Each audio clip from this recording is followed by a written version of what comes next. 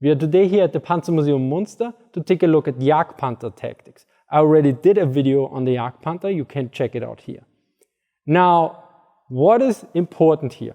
The Jagdpanther was not a regular tank destroyer like the Jagdpanzer IV, which you can see here. It was a heavy tank destroyer. It was better armed, had more armor, and was also heavier and bigger. Additionally, fewer numbers were produced. This is also clearly reflected in the pamphlet on the preliminary notes on how to employ the Jagdpanthers. And the pamphlet notes, the Jagdpanther is a heavy tank destroyer. It is a weight of effort weapon of the higher command for smashing enemy tank attacks and is combined in heavy tank destroyer battalions as army troops. If we put this in contrast to the guidelines for the Panzerjäger-Kompanie of the Jagdpanzer IV, you will notice some differences. The Tank Destroyer Company 7.5/4 in combination with Army Tank Destroyer Battalions or Tank Destroyer Battalions of the divisions is, due to its maneuverability and constant readiness to fire, a decisive means of the command to quickly create weight of efforts of anti-tank defense in the changing situations of tank combat. Be aware that the Jagdpanzer IV was introduced in 1944 and this pamphlet is from 1943. This is addressed in the pamphlet, noting that until the Jagdpanzer IV is available, that Sturmgeschütze are used instead. The main differences are that the Jagdpanther was assigned to the obere Führung, higher command. Meanwhile, the Jagdpanzer IV could also be part of the divisional units. Of course, what was obere Führung? According to the key doctrine on German Army Regulation 300, called Truppenführung, unit command, it is defined as follows. Command is divided into higher and lower command. Higher command encompasses all units down to infantry and cavalry divisions. Lower command includes all smaller units. The next element in the pamphlet is about capabilities and limitations. For this we look first at the gun. This is an 88mm gun, but not every 88mm gun was the same. This is an 88mm gun with the length of 71. So a barrel length is 71 times the caliber size. In comparison, the regular Tiger I had a mere 56 barrel length. The pamphlet notes specifically that every encountered tank so far could be destroyed with this gun at long ranges. All-terrain mobility and armor allow it to lead the fight against enemy tanks in the attack and to pull forward friendly attacks. Well, I guess you didn't expect the Germans to build something without thinking in a not offensive way.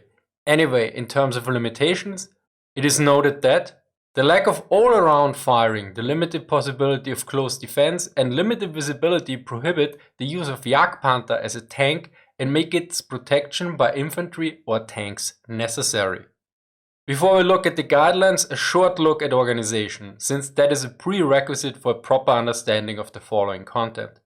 The schwere Panzerjäger-Abteilung Jagdpanther Heavy Tank Destroyer Battalion consists of the battalion headquarters, a headquarters company, 3 companies, a service company, and a repair platoon. Let's see how the kiddies were distributed here. The headquarters had 3 Jagdpanther, whereas each company had 14 Jagdpanther. 2 of them in the leader section and 4 in each of the 3 platoons. So in total the battalion had 45 Jagdpanthers. Now for some of you this number might seem oddly familiar, since this is also the exact number of authorized Tigers in a heavy tank battalion. For a really nice in-depth look on the manpower distribution in such a battalion, check out the linked video. Next, let us look at the general guidelines.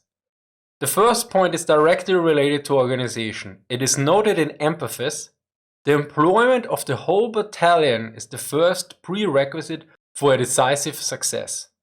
So the whole battalion should be used, although the next paragraph notes in case only a company is employed that the smallest formation a company should be attached to should be a division. The use of a single platoon is only justified if the platoon is used either against fortified positions or in terrain with limited visibility. Note that this guideline was not necessarily followed.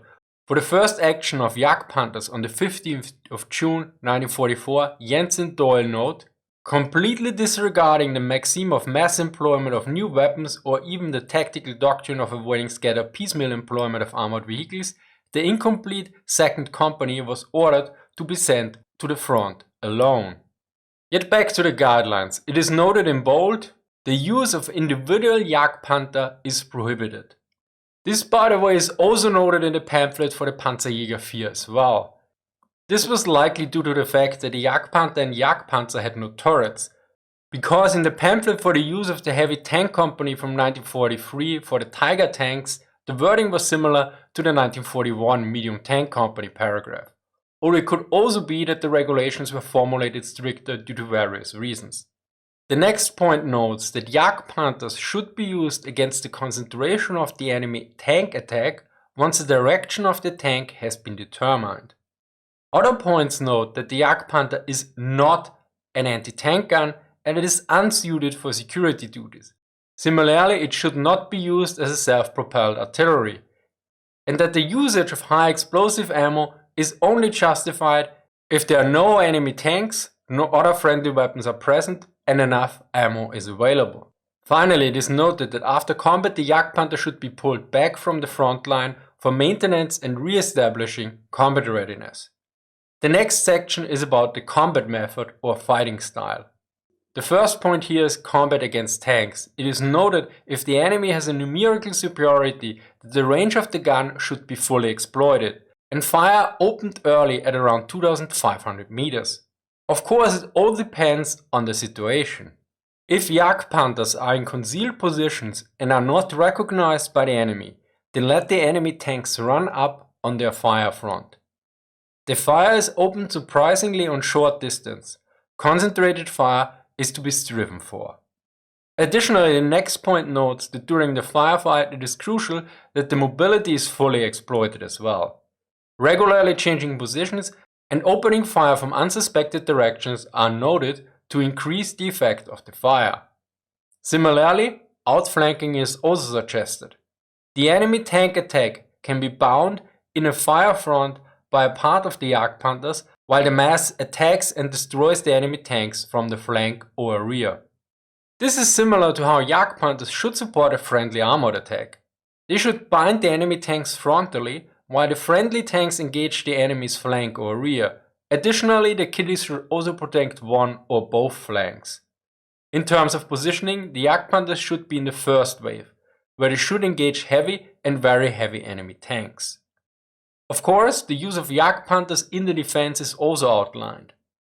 In general, they should be positioned behind the front line and behind the front sections that are particularly threatened by tank attacks. Additionally, it is crucial that the approach routes, deployment areas and firing positions are scouted properly and prepared as well. Furthermore, it is particularly noted that Jagdpanthers should not be spread out along the front line, since this diminishes the striking power, Schlagkraft, of such a valuable weapon. Yet there are more drawbacks noted as well. It also complicates supply and maintenance and reduces the effectiveness of command and control as well. Finally, it is noted in bold, fixed installation of Jagdpanther in the main line of resistance is prohibited. There is also a paragraph on how to use the Jagdpanther during disengaging from combat and retreat as well. It is noted that the Jagdpanther should conduct combat in a mobile fashion and that its location is between the delaying positions and the successive positions. For this, it is crucial to properly scout firing positions ahead of time. The fire positions are to be selected in such a way that the Jagdpanthers quickly can move into cover when reversing. They are not suitable for the immediate support of the rear guards due to the missing turret and the difficult towing possibility. Close cooperation with the infantry is necessary. Well, so the next time you're in charge of a Jagdpanther battalion, you know what to do now. No more excuses. I hope you enjoyed this video on Jagdpanther Tactics. Big thank you here to the Panzermuseum Munster for inviting me. Special thanks to Andrew for reviewing the script. Also big thank you to all my Patreon and Subscribestar supporters for allowing trips like this to happen. As always, sources are listed in the description. Thank you for watching and see you next time.